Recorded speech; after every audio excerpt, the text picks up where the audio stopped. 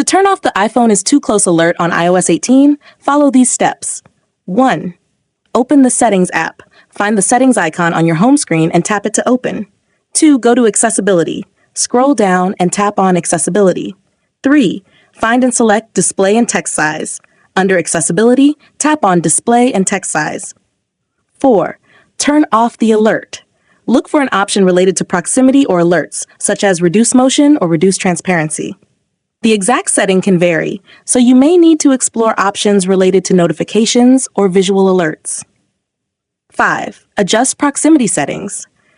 If there is a specific setting for proximity alerts, toggle it off. If these steps don't directly resolve the issue, the option might be part of a different setting or app. You might also check the user guide for the latest details or visit Apple's support website for additional help.